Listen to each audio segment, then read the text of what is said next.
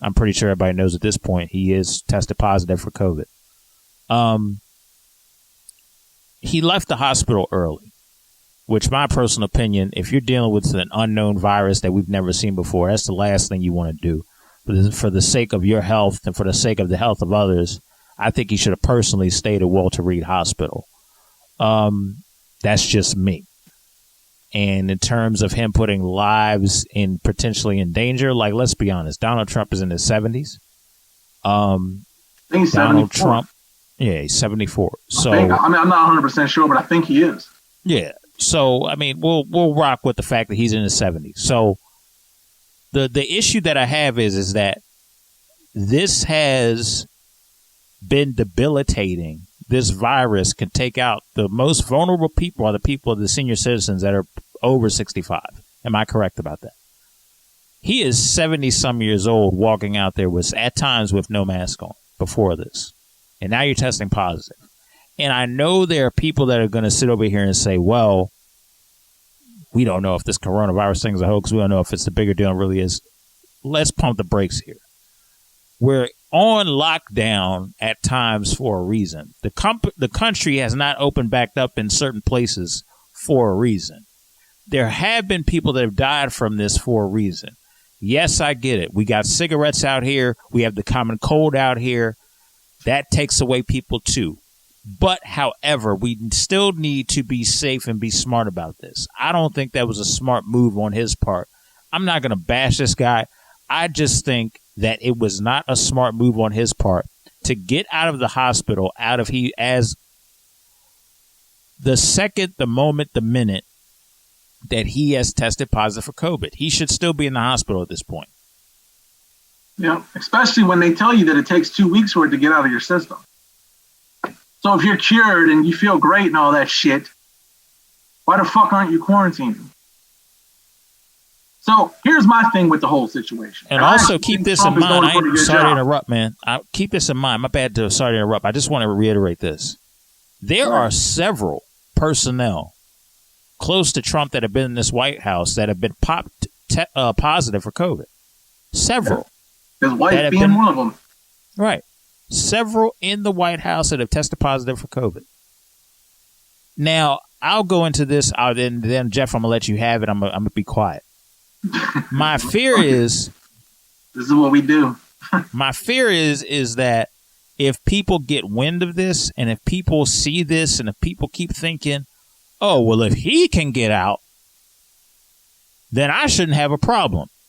You're not the president of the United States. Yep. There is stuff that he has access to that you don't. Play with that virus if you want to. I'm not trying to fearmonger everybody. But I'm saying be safe. Don't do anything drastic or stupid. And don't think because the president is outside with his mask off, standing in defiance, that you can do the same thing. You don't have the access to the things that he has access to. Some of you. A lot of you. So before you sit over here and think about something or call this virus a hoax, I know people that have personally struggled with this virus. This is not a joke. I've heard the conversations that they've had. I've talked with these people. This is not a joke, people. This thing is affecting lives. Yeah. And I know what the numbers say. I know there's some low numbers out there and whatnot. I know that there's more of a chance I could get in a car crash and get this virus in some parts. That doesn't matter to me. The fact remains is that this virus is capable of taking somebody out. And God forbid, I do not want it to be anybody's family member or friend or anything like that. So I just want to reiterate, I think he should have quarantined before he came back out. I think he should have led by example. Is what I was trying to get to. He should have led by example, because not only does he have a mass influence on a lot of people. You know, I mean, there was literally people fucking trying to drink bleach when he made the statement about trying to inject bleach to kill the virus. Literally, people were trying to drink bleach, which means he has a mass influence on a lot of people. He should be leading by example, not out fucking riding around on a fucking Harley Davidson or whatever the fuck he was doing. And I'm not going to sit here and I'm not a Trump basher. Do I agree with some of the shit he says? I fucking definitely don't.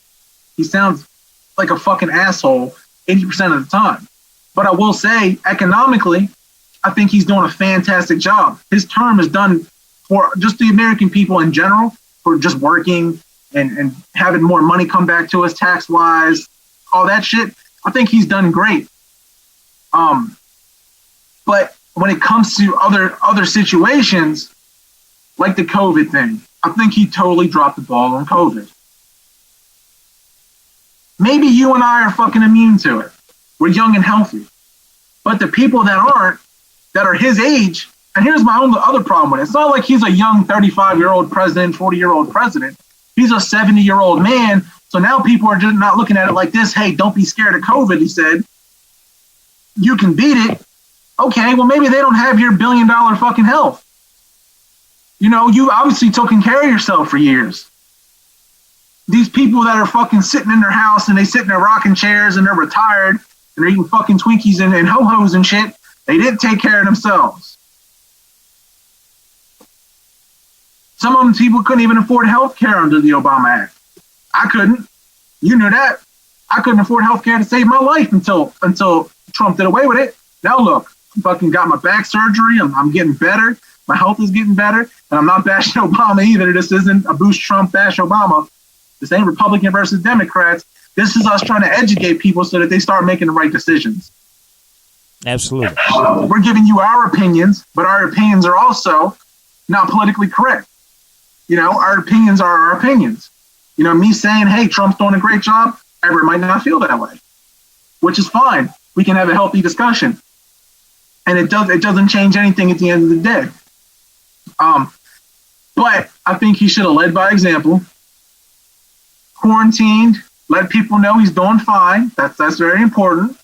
Start massing out them executive orders because we waiting for our money off this bitch. My motherfucking stimulus, baby. Well, he already said he's not doing that until after re-election. Yeah, so yeah. He's just trying to bait some shit. Look, this is what he does. This is what he's good at, right?